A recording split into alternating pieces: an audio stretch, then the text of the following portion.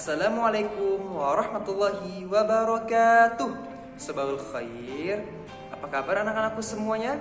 Semoga anak-anak dalam keadaan sehat walafiat dan dijauhi dari berbagai macam mara bahaya suatu apapun. Amin amin ya rabbal alamin.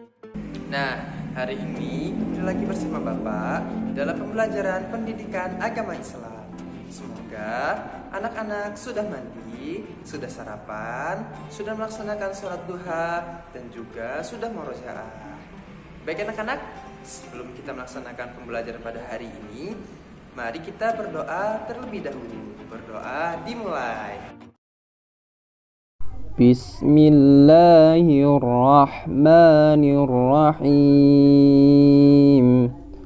Raditu billahi rabba wa bil islami dina wa bi muhammadin nabiyyan wa rasula.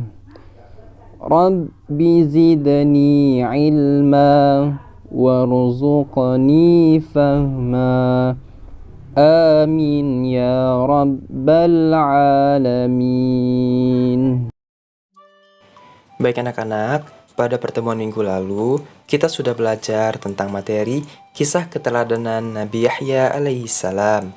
Nabi Yahya alaihissalam adalah putra dari Nabi Zakaria alaihissalam.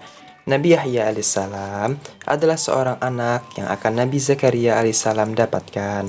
Sejak kecil, Nabi Yahya alaihissalam sudah diberi keistimewaan oleh Allah Subhanahu wa taala, yaitu beliau sangat teguh dan kuat dalam memegang hukum Allah Subhanahu wa taala.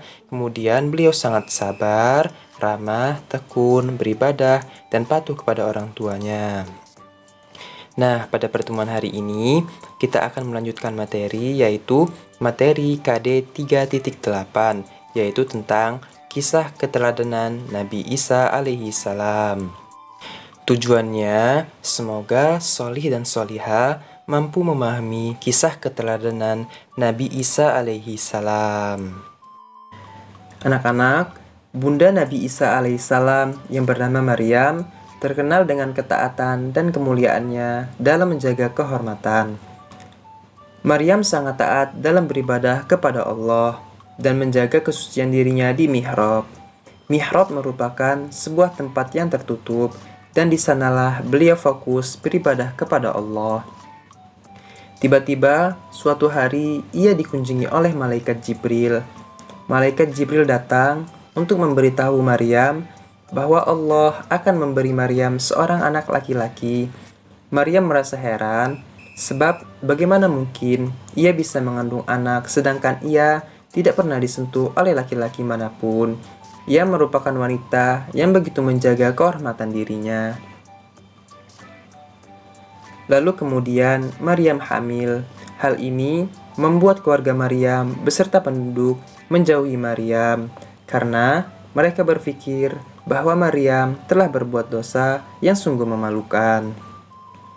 Maryam pun terus berdoa kepada Allah, "Ya Allah, tolonglah hambamu ini. Hamba yakin dan percaya atas semua takdir yang Engkau berikan. Berilah hamba kekuatan." Atas izin dan pertolongan Allah, lahirlah seorang bayi yang ada di dalam kandungan Maryam. Bayi mungil dan suci itu diberi nama Isa. Saat salah seorang penduduk bertanya kepada Maryam, "Siapa nama ayah bayi itu?" Akhirnya, bayi mungil itu menjawab, "Aku adalah hamba Allah." Kata Nabi Isa yang masih bayi. Lalu orang-orang pun langsung terkejut mendengar jawaban bayi kecil itu.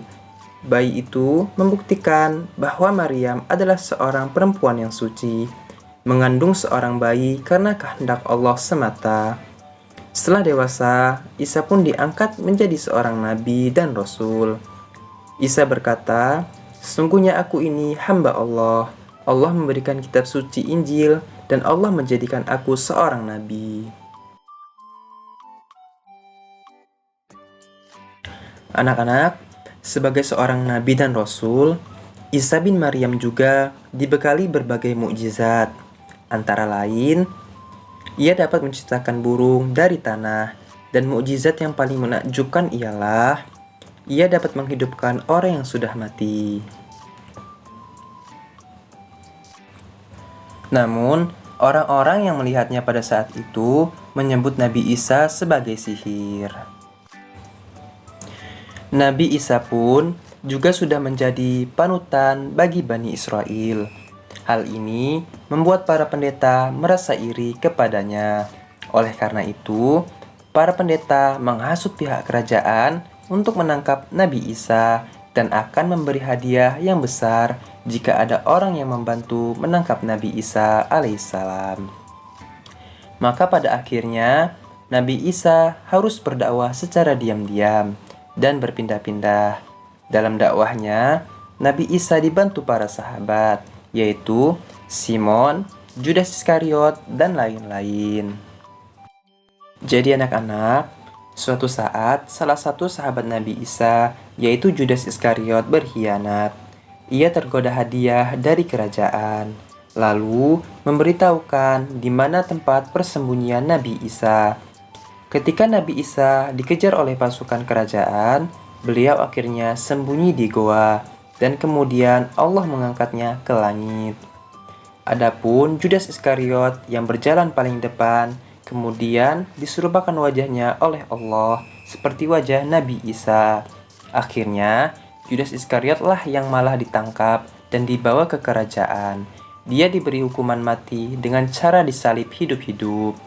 Dia pun dibawa ke Golgota dengan memanggul salibnya dan diberi mahkota kawat berduri. Begitulah akhir dari kisah Nabi Isa alaihissalam yang sejak kecil sudah diberikan kepandaian sehingga sudah mampu berbicara dan berbagai mukjizat yang sangat mengagumkan. Baik anak-anak, kesimpulannya Nabi Isa alaihissalam dilahirkan pada tahun 1 Masehi di wilayah Palestina.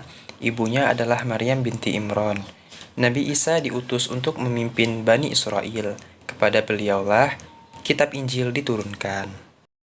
Kemudian, kabar wafatnya Nabi Isa alaihissalam, Allah telah menunjukkan kekuasaannya. Judas Iskariot, si pengkhianat, wajahnya diubah seperti wajah Nabi Isa alaihissalam. Begitu melihat Judas Iskariot yang telah diserupakan dengan Nabi Isa alaihissalam, orang-orang Yahudi segera menangkapnya. Akhirnya, Judas Iskariot disalib di Bukit Golgota, sementara Nabi Isa alaihissalam diselamatkan oleh Allah Subhanahu wa taala dan diangkat ke langit. Nah, itulah dia materi kita pada pertemuan pada hari ini. Semoga Ananda dapat memahami kisah tersebut. Tetap jaga kesehatan dan sampai jumpa di pertemuan selanjutnya. Bapak akhiri, wassalamualaikum warahmatullahi wabarakatuh.